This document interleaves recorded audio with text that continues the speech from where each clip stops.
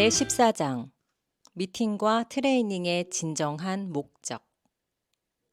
미팅과 세미나에 반복해서 참석하는 것이 중요한 이유. 네트워크 마케팅 사업을 시작하면 사람들은 대부분 매주 열리는 오퍼튜니티 미팅, 오픈 미팅에 참석합니다. 이 모임에서는 사업의 전반적인 요점을 설명해주고 새로 참석한 사람이 사업 개념을 쉽게 이해할 수 있도록 배려합니다. 이는 새로운 사람에게 사업 기회를 제공하는 것으로 억지로 무언가를 주입하려는 것이 아니라는 의미에서 오퍼튜니티, 기회 또는 찬스, 미팅이라고 부릅니다. 그런데 개중에는 많은 사람들을 미팅으로 인도한 뒤 이제는 그만 데려와야겠다고 생각하는 사람도 있습니다. 많은 사람을 인도했으니 그것으로 충분하다고 여기기 때문입니다. 그러면 어떠한 현상이 벌어질까요? 어느 날 밤 미팅 준비를 해놓고 기다리는데 아무도 참석하지 않는 상황이 발생합니다.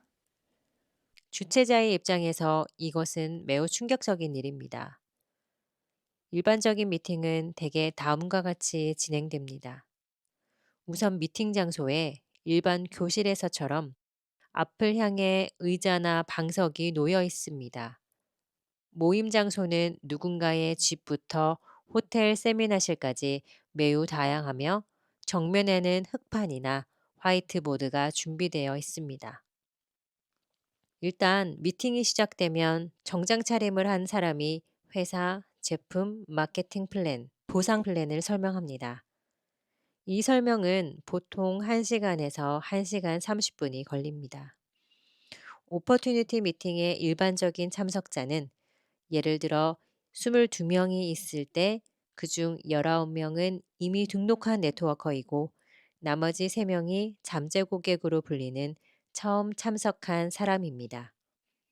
권유를 받고 잠재 고객으로 참석한 사람은 대부분 네트워크 마케팅 사업을 잘 모르기 때문에 강사는 그들에게 집중적으로 말을 겁니다.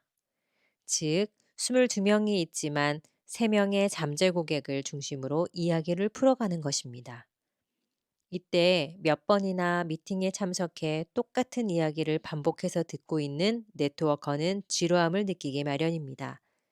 심지어 미팅이라면 진저리가 난다고 말하는 네트워커도 있습니다.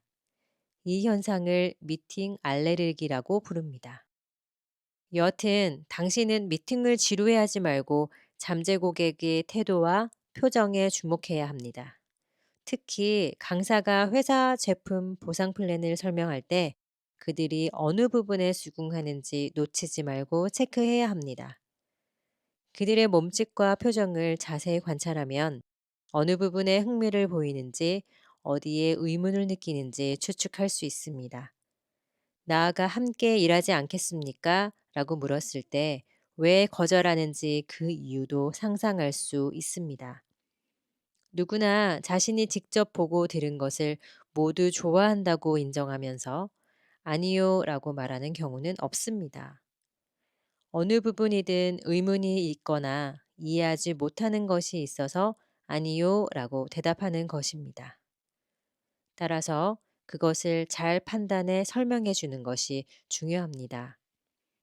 사람들이 아니요 라고 말하는 이유는 매우 단순합니다. 일단 프레젠테이션을 하는 사람을 보고 성공한 사람인지 아닌지 평가합니다. 그런 다음 나도 성공하려면 저 사람처럼 프레젠테이션을 잘해야 할 거야 라고 생각합니다. 지금 당장은 아니어도 언젠가는 해야 한다는 생각만으로도 그것은 죽기보다 싫은 일이라고 생각하는 사람도 있습니다. 다시 말해, 사람들 앞에 나가 말하는 것은 자신에게 불가능한 일이라고 여기며 두려움을 느끼는 것입니다. 이것이 아니요 라고 답하게 만드는 이유입니다. 또 하나 중요한 것을 덧붙이자면 사업 기회에 아니요 라고 말하는 것이지 결코 당신 자신이나 인격에 대해 아니요 라고 말하는 것은 아니라는 점입니다. 그러므로 거절당했다고 시리에 빠질 필요는 없습니다. 저도 세미나를 진행하다 보면 이런 일을 많이 경험합니다. 가끔은 시험 삼아 이렇게 말하기도 하지요. 시간이 제한되어 있는 관계로 한 분에게만 부탁드릴 수밖에 없습니다만 누구든 앞에 나와 무슨 이야기라도 좋으니 3분 정도만 말씀해 주시지 않겠습니까? 희망하시는 분들은 손을 들어 보십시오. 이때 손을 드는 사람은 별로 없습니다. 많아야 5% 정도입니다. 그러면 저는 즉각 사과의 말을 합니다.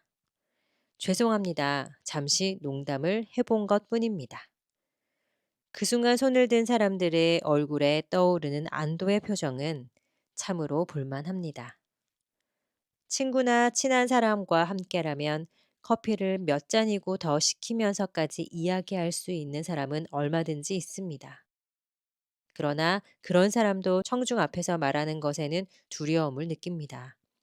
한 회사를 경영하는 사장조차 중역 회의에서 설명하거나 주주총회에서 보고할 때 식은땀을 흘리는 경우가 있다니 그 두려움은 청중의 많고 적음과 관계가 없는 모양입니다. 어떻게 해야 그런 공포에서 벗어날 수 있을까요? 그리고 당신의 네트워크가 커졌을 때 어떻게 하면 매주 활기 있는 미팅을 개최할 수 있을까요? 그 방법을 알고 또 그것을 실행할 수만 있다면 당신의 네트워크는 순식간에 크게 성장할 것입니다. 우리는 잠재 고객과 1대1로 만나거나 시즐 세션이라는 몇 사람의 모임에서 얼굴을 마주합니다. 냅킨 프레젠테이션 8을 참조하십시오. 이때 레스토랑이나 커피숍은 너무 혼잡하지 않은 시간에 이용하는 것이 좋습니다. 잠재 고객에게는 녹음을 해달라고 부탁하십시오. 그러면 나중에 프레젠테이션을 다시 들어볼 수도 있고 그 사람이 다른 사람을 후원할 때 도움을 주기도 합니다. 일단 만나면 한동안 네트워크 마케팅 사업과 관련이 없는 이야기를 합니다. 그런 다음 당신이 선택한 회사, 제품, 그리고 보상 플랜에 관해 20분 정도 프레젠테이션을 합니다. 이때 당신은 그것을 설명하는데 20분 정도가 걸린다는 것을 미리 알려야 합니다. 상대방은 20분 프레젠테이션을 배우는 셈입니다. 1시간이나 1시간 30분에 걸쳐 회사, 제품, 보상 플랜을 설명하는 경우에는 상대방을 신중하게 선택할 필요가 있습니다.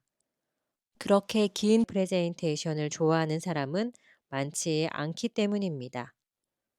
따라서 당신은 20분 프레젠테이션을 충분히 익혀두어야 합니다.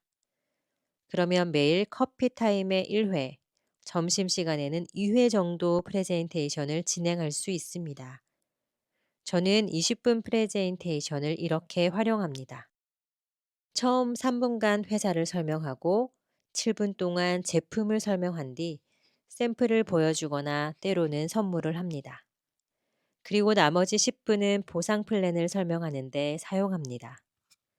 이때는 전체적인 보상 플랜을 몇 개로 나눠 설명하는데 처음 듣는 사람에게는 마지막 파트가 필요 없을지도 모릅니다. 그들은 이제부터 일주일에 5시간에서 10시간 동안 이 사업을 배울 것이기 때문입니다. 그들이 앞으로 6개월에 걸쳐 배울 것을 첫 미팅에 모두 말하려 하는 것은 잘못된 행동입니다. 다시 한번 강조하지만 네트워크 마케팅 사업에서 가장 중요한 두 가지 말은 후원한다와 가르친다는 것입니다. 반대로 가장 필요하지 않은 말은 판매한다입니다. 몇 번이나 말했지만 이 사업은 물건을 파는 것이 아니라 자신이 직접 써보고 마음에 드는 제품 정보를 서로 나눔으로써 유통이 발생하는 사업입니다. 그 다음으로 중요한 세 가지 말이 있는데 그것은 다음과 같습니다. 이 사업을 보여주고 전달한다. 이 사업을 열심히 배운다. 이 사업을 향한 열정을 불러일으킨다. 처음에는 자신의 사업을 다른 사람에게 보여주고 전달하는 것으로 시작합니다. 그리고 일주일에 5시간에서 10시간을 6개월간 열심히 공부합니다. 그 과정에서 지식이 늘어나고 열정은 더욱 강해집니다.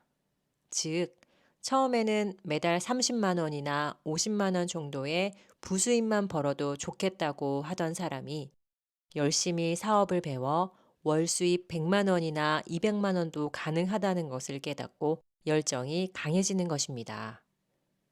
만약 상대방이 녹음할 준비가 되어 있지 않다면 당신이 녹음해서 전달해 주십시오. 그리고 20분 프레젠테이션을 하기 전에 미리 이렇게 말하십시오. 도중에 뭔가 질문 사항이 있거나 의문스러운 점이 있다면 잊지 않도록 적어 두십시오. 설명이 끝난 뒤에 대답해 드리겠습니다. 이는 도중에 질문에 응하면 20분이 넘어가기 때문이라고 확실히 말해둡니다. 더구나 녹음을 하는 중이므로 질문과 응답 없이 이야기를 부드럽게 진행하는 것이 나중에 활용하기에도 훨씬 더 좋습니다. 또한 20분 프레젠테이션은 순서를 정해 이야기를 진행해야 하는데 도중에 질문에 응하면 이야기가 뒤죽박죽 섞이기 쉽습니다. 그러다 보면 결국 이야기의 일관성이 떨어지고 맙니다. 설명이 끝난 뒤 상대방이 사업을 할 수 있을지 없을지 주저하는 기색을 보이면 다음과 같이 말씀하십시오. 최종적으로 결정하기 전에 한번 우리의 미팅에 참석해 보지 않겠습니까? 그러면 모두가 어떻게 트레이닝을 하고 있는지 알게 될 겁니다. 매주 이루어지는 트레이닝의 목적은 어떻게 친구와 약속하고 또 어떻게 프레젠테이션을 할 것인가를 배우는 데 있습니다. 즉, 이것은 오퍼튜니티 미팅과 달리 잠재 고객이 아니라 네트워커들을 향해 이야기하는 것입니다. 혹시 자신이 아니라 옆에 있는 사람을 향해 집중적으로 이야기가 진행될 때 보다 더 귀를 기울이게 되고 내용도 더 잘 이해했던 경험은 없습니까? 당신이 네트워커들에게 회사, 제품, 보상 플랜을 설명하는 동안 그들은 잠재 고객과 함께 트레이닝을 받는 셈입니다. 이 교육법은 결국 앞서 예시한 대로 출석자 22명 중 19명의 네트워커는 기회를 공유하고 3명의 잠재 고객은 이 사업을 시작했을 때의 자기 모습을 확실히 상상해 열정을 불러일으키는 것으로 이어집니다. 그룹의 리더는 한 사람으로 충분하므로 당신은 이미 성공한 그룹의 선두에 서려고 할 필요가 없습니다. 당신은 당신의 그룹의 리더가 되십시오. 당신 그룹의 네트워커들이 일주일에 한 번씩 모임을 여는 것은 매우 중요합니다. 프레젠테이션 8에서 말한 시즐 세션을 기억하고 있습니까? 장작은 한 곳에 모이지 않으면 타오르는 에너지가 발생하지 않습니다. 마찬가지로 네트워커들도 그룹 구성원들과 대화하면서 서로 자극을 받고 에너지를 나눠 갖습니다. 가능하면 미팅 장소의 격을 높이기 위해 약간의 돈을 들이는 것이 좋습니다. 가령 시장처럼 소란스럽고 산만한 곳보다는 격조 높은 음악이 흐르고 분위기가 우아한 곳에서 이야기하는 편이 더 낫습니다. 만약 저녁 시간에 미팅을 연다면 늦어도 8시에는 시작하는 것이 바람직합니다. 그리고 9시 30분까지는 끝내야 합니다. 집이 먼 사람을 충분히 배려해야 하기 때문입니다. 그룹 차원에서는 6시 30분이나 7시쯤에 모여 함께 식사를 하고 시작하는 것도 좋습니다. 중요한 것은 모든 네트워커들이 새로운 잠재 고객을 안내하기에 적합한 기분 좋은 장소와 분위기를 만드는 일입니다. 당신이 레스토랑이나 커피숍에서 사람들을 만날 경우 처음에는 당신이 커피값을 지불하는 것이 좋습니다. 물론 그것은 당신이 사업을 위한 투자라고 생각할 때의 일입니다. 일단 그들이 회원으로 등록하면 각자 계산해야 합니다. 앞으로는 서로 사업 파트너로서 대등한 만남이 시작되기 때문입니다. 아직 20분 프레젠테이션을 듣지 않은 사람을 트레이닝 세션에 초대하는 것도 좋습니다. 그들은 거기에서 리더가 네트워커들을 트레이닝하는 현장을 직접 볼 수 있습니다. 다만 초대할 때 이것은 어디까지나 트레이닝이며 오퍼튜니티 미팅이 아니라는 점을 말해 두십시오. 그러면 그들은 트레이닝이 진행되는 동안 기회에 눈을 뜨게 됩니다.